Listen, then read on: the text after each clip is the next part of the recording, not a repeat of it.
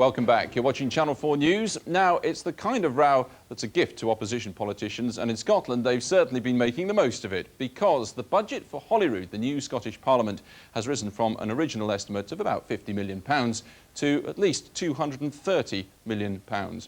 And worse than that, some are now saying the project will be finished 2 years late. That's all hit the reputation of the First Minister, Donald Dewar, who'll be hosting a visit from Tony Blair tomorrow. Our Scotland correspondent Sarah Smith reports. It was to be a glorious new beginning, a completely new building for the new Scottish Parliament, symbolic of the fresh start for Scottish democracy, a thoroughly modern design that recognises and works with the historical landscape. But rows over the rising costs of the new Parliament building mean it's actually more symbolic of the troubles facing the Labour coalition administration. Donald Dewar isn't technically in charge of the new Parliament building, but he's so personally associated with the Holyrood project that he's the one taking all the flack for what's become known as Donald's Dome.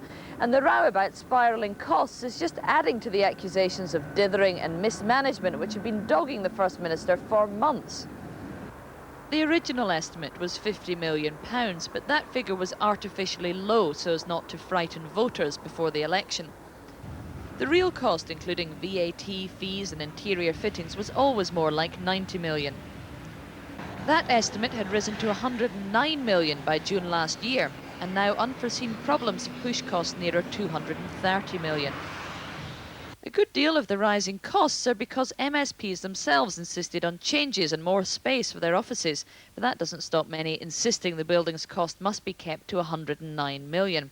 Not for Scotland, the grand Gothic dream of Westminster, a global emblem of parliamentary democracy, or the ambitious new Reichstag symbolising a reunited Germany. If parliamentary buildings reflect their nations, ours will speak more of thrift.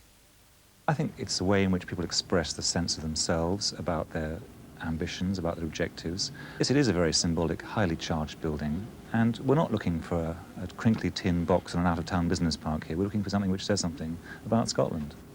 They don't need some grandiose extravagance or monument, a new kind of Edinburgh's folly.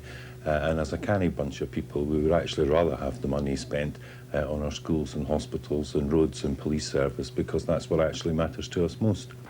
But let's put the figures in context. The cost of a set of MPs' offices in Portcullis House increased from £147 million to £247 million. Whilst the price of the Dome rose from the already astronomical £580 million to a final figure